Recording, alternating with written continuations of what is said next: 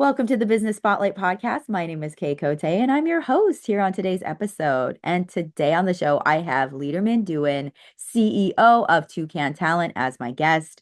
We're going to be learning about his business, his journey to business ownership, best practices, and challenges that he's faced to give you that inside look to what it's like to build and operate a business. Welcome, Liderman. So great to meet you. Thanks for being on the show. Thank you, Kay. Thank you so much for the invitation. I'm glad to be here. Yes, it's going to be a great conversation. But before we dive into all things business, I'd love to share with the audience a little bit about you. So take us back as far as you'd like and share a bit about yourself. Well, I am from Venezuela, which is on the news every day nowadays. But from Venezuela, I came to the US to go to school, learn English a little while ago, about 30 years ago. But then I moved to Italy. So I went to school in Florence, Italy, and then I made a quick stop in Sao Paulo, Brazil. And then I came back to Kansas City. Uh, well, what else can I tell you about me? Well, I speak four languages, um, Italian and Spanish, uh, English, and Portuguese. But anyway, so came back to the US. I started a technical career here in Kansas City. Worked for some large corporations in the tech industry and healthcare industry mainly.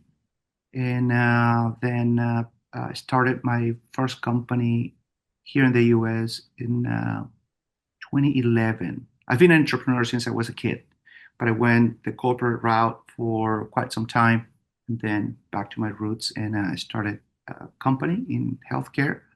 And I started my second company, this one, Toucan Talent, in 2022, right after the pandemic. Wonderful. Well, thank you for sharing a bit about your background. And I love to hear that you've had that entrepreneurial spirit for as long as, forever. So, um, how did you, let's like kind of go back a little bit. So you had your first business and now let's talk about, so Toucan Talent, what is the company about? Like kind of like what's the meat and potatoes there? Yeah, Toucan Talent actually came out of necessity from the pandemic. I had some large projects that I was working on in healthcare with my other company, Blue Point 2, and healthcare obviously was transformed overnight with the pandemic, and Mhm. all the projects were in the innovation field, the innovation side of healthcare, and those were the first teams that were let go within the hospitals. So all of a sudden, all my clients, all my pipeline, all my projects, everything was gone. Mhm. I had a software that I needed to complete, and we were building it with our workforce here in the US. And I saw an opportunity to reach out to Latin America, maybe back, going back to my roots and find some good software developers that could help me at a most more cost effective being more cost effective at the time to complete my suite of products that I was building within this software.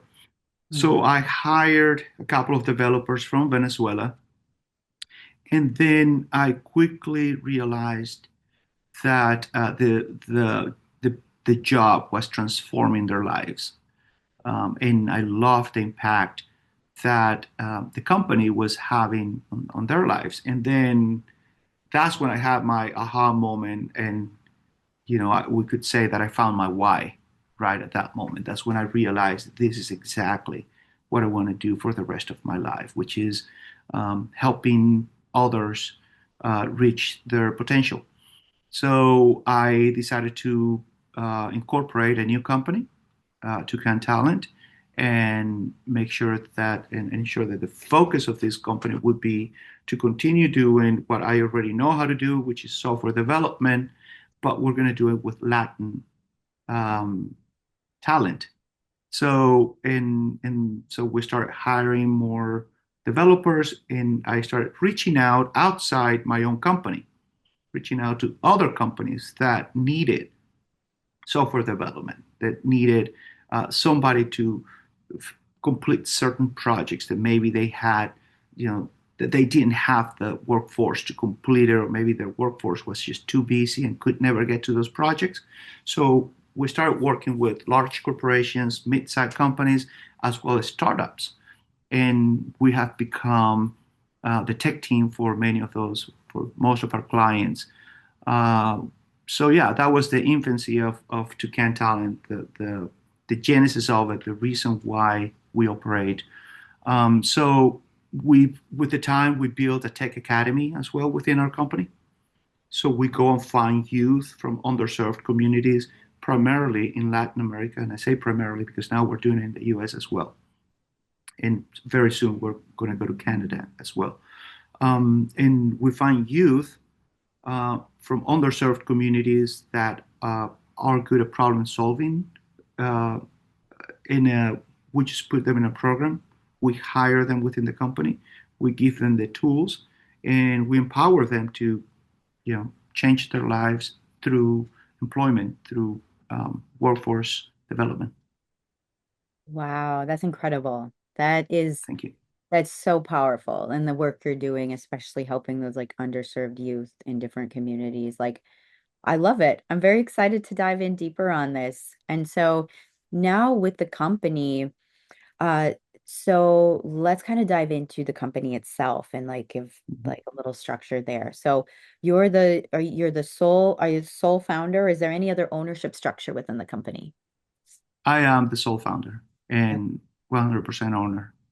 Wonderful. And now let's look at your employees. How many employees do you currently have in the company? So we are right now probably around 40, between 40 and 45. We grew to about 70, and then we started reducing our workforce a little bit. But yeah, Okay. we're about 40, 45 right now. Oh, wonderful. And are you fully in office or do you have remote staff too? So we also have remote staff. So our headquarters is here in Kansas City. We have a small team in Kansas City, probably around 10 of us. And most of our team here works hybrid model. We have office space and they come and go. And then we are in 11 countries around Latin America and Spain. Mhm. And we have a big office in Caracas, Venezuela. And we are going, our hope is to open multiple offices around Latin America, Mhm. hopefully Mexico City being the next one.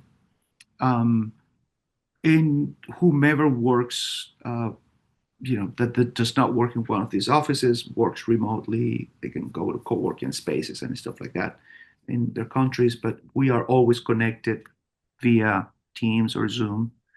So yeah. Oh, wonderful. That was going to be my next question is like with having remote team, how do you keep the team in that connected and in that camaraderie? Yeah, it has worked very well for us, our team members. And I think maybe, Kay, it comes down to the job that we provide to this talent in Latin America. Um, it is really good for them. I think in Latin America, some other places around the world, um, the problem is not talent, is the lack of opportunities. Talent is dispersed all around the world. Opportunities are not.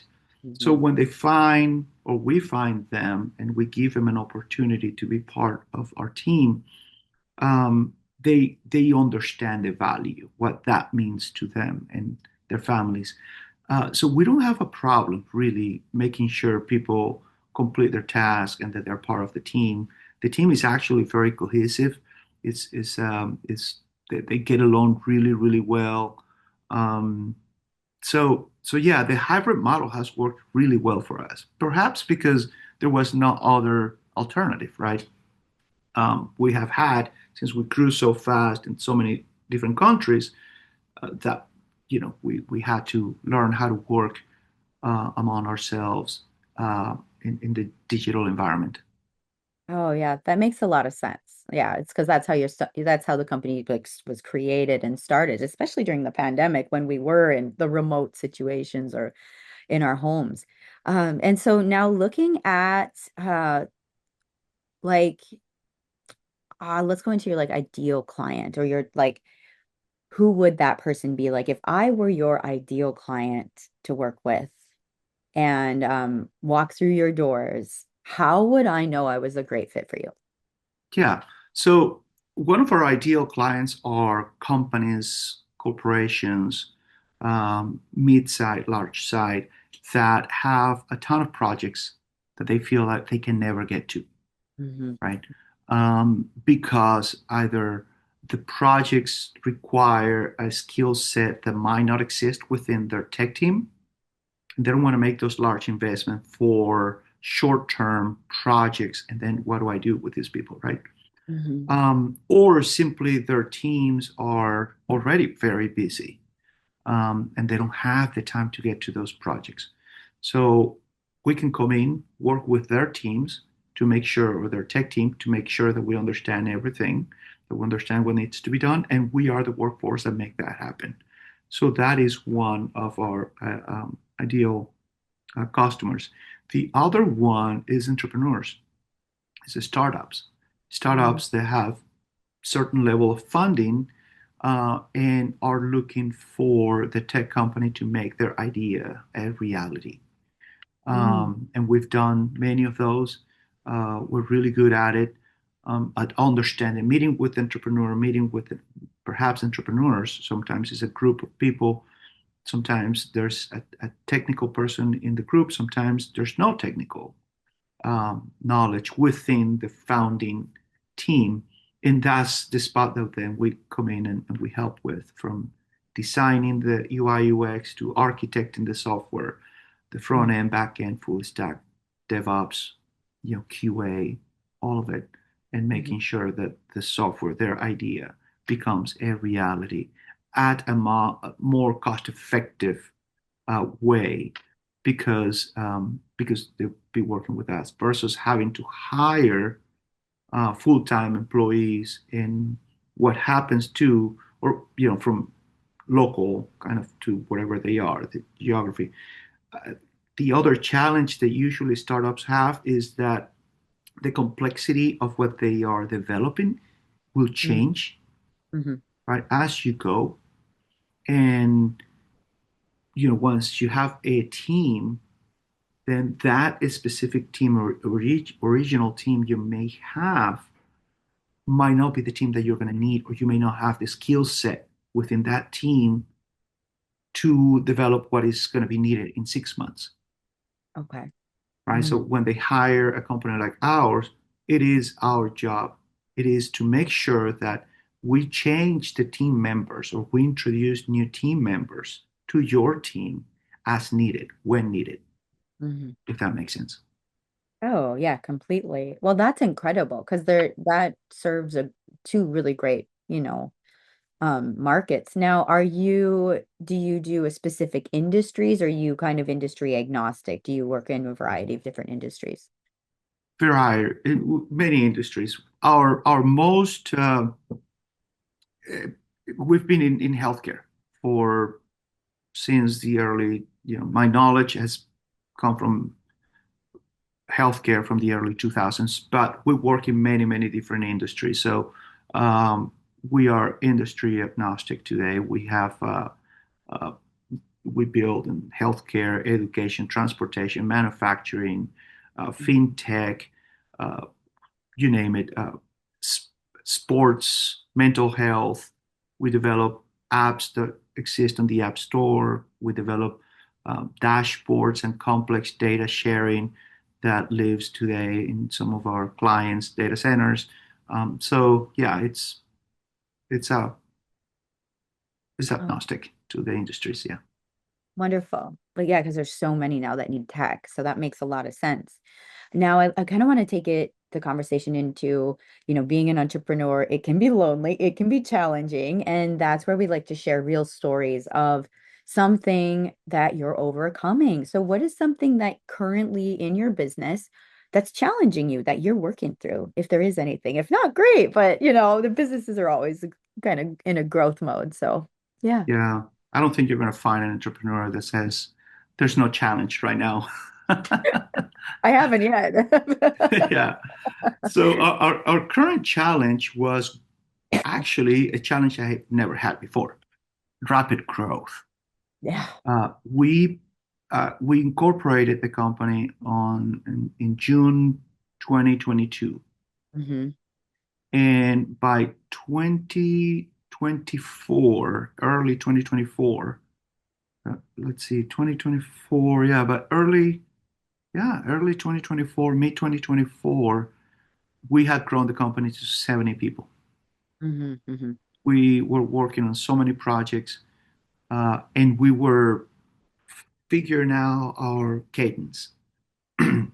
So we're spending money on licenses that we needed to buy in order for us to get better and and produce the deliverables that we needed to produce. We were hiring people, building levels of management within our company, acquiring new clients.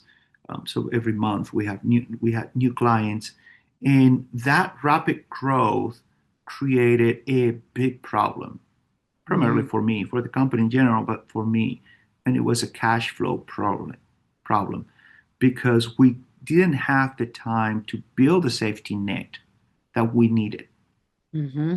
You know, one point that I should mention is this has been uh, self-founded, this company, and also has been um, growing organically. So Okay. we haven't had um, external funding. So because of that, right, we didn't have the cash to burn uh, at a at a high rate, but we were doing it. We were hiring people. New clients were coming in. So the money that was coming in, we were reinvesting it in the business. We didn't have the safety net. We couldn't create a safety net fast enough. And as soon as we had issues or simply we finished the project, right, on time, sometimes early, that also means that the revenue stops. Because many of our clients say, okay, we're done now. We'll come back to you when we have more work for you, right? We have Hmm. the certain clients that stay with us um, forever, or been with us from the very beginning, but we also have many clients that come and go depending on their needs. Hmm. So that rapid growth created a cash flow issue in the company. And again, it's interesting because you're celebrating the growth, you're celebrating, um, you know, how fast we are getting new clients and the cool projects that we're getting in, and therefore we need some more resources. We go hire those resources, we bring them to the company, everything looks great, but on the books is a problem. So so we've been battling that for about a year now, finding the structure of okay, how do we make sure the projects we bring in are the right projects, that we have the right team for it, and that it fits within our schedule, right? So it's just finding that right customer. It's learning how to say no sometimes to a potential customer. Definitely. That is really a golden nugget of this conversation because that is something that business owners do face. And thank you for sharing that story because that's huge. Like when you think about growth, like growing too fast or growing and not having the means to build like the vessel to be able to expand that quickly. Um, so how did you remedy that? Or are you working through that right now? Yeah, still working through it. Mm-hmm. The remedy has been being more careful with growth. Growth is not necessarily always good. That was a hard lesson I learned. Mm-hmm. Um, Primarily when you are in the business of primarily services, right? Because you could see that our software development is services to our clients, right? Because I could find a new let's say tomorrow, that will require for me to go and hire and open a new office and Mm-hmm. have all of this cost, right? But I have to be careful with that. It might be the right client for me down the road might not necessarily be the right client for me right now. So evaluating that is sometimes complex. Um, and again, is almost like it's almost like when when you are afraid. Let's maybe this will make sense. You're trying to sell your product, and you're concerned because people are telling you no, Hmm. right? And you're concerned about how do I tweak this and how do I tweak that. Okay, now imagine people are telling you yes. That's also concerning, but we don't see it in the moment. We think this is all great, this is awesome. Well, that is also concerning. If everybody or most of the people you're talking to are saying, yes, we want to sign up with you. Yes, we want to work with you. Help us here, help us there. That is Right. also a problem. That also creates a problem. But that's the problem that sometimes we don't, as founders, we're excited because, yes, I found something, figured something out. Primarily in our case, we're very quick to hire because we wanted to transform lives. We want to make sure that we help more people. So we have our list of people that we want to go help that have already either been part of our academy or are in the peripherals of the company. So we know where to go and get those people. Um, but we got to be more careful with it. Yeah, that's a big one. Thank you for sharing that as well, because that's like that finding that sweet spot, right? Of Mhm. the growth and expansion and capacity to deliver, and finding that like happy spot where, where you're like, okay, this is like smooth sailing now. This has been a great conversation so far. The time has flown. I could talk to you for another half hour, I feel like.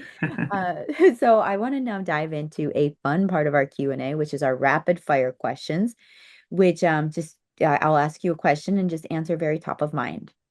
Okay. All right, question number one is, what is a key to success for you? Helping others. That's great. I love that. Number two is, what is a piece of advice you have for other business owners? Be careful with rapid growth. That's a good one. Definitely. Number three is, it could be a book, a podcast, an article, just a piece of content that's resonated with you lately. Bob Proctor. I don't know if you've ever listened to Bob Proctor, but I'm a huge fan of all his content and his books and his teaching. So yeah. And he's been around for a while. Like he's got some stake in the game. Yes, he unfortunately passed. Uh, yeah, like about 5 years ago. I think it was right before pandemic. Um, but yeah, his content lives forever. Is all out there and is still very popular. Definitely. I remember hearing it when I was a kid. Like I heard the name a lot. Mhm. So very cool. And the final question. Now, this one, take your time on. If I gave you a magic wand and you could rapidly improve one aspect of your business, what would it be? I think it definitely would be for me and for my team for us to really get a handle on how to manage rapid growth Hmm. so we can really fulfill our mission of helping more and more people. We are getting people out of poverty. We're breaking the cycle of poverty around the world in for the people that are part of our company, the people that we touch, and we're transforming their lives, their families, uh, their communities, and it's so beautiful to see it.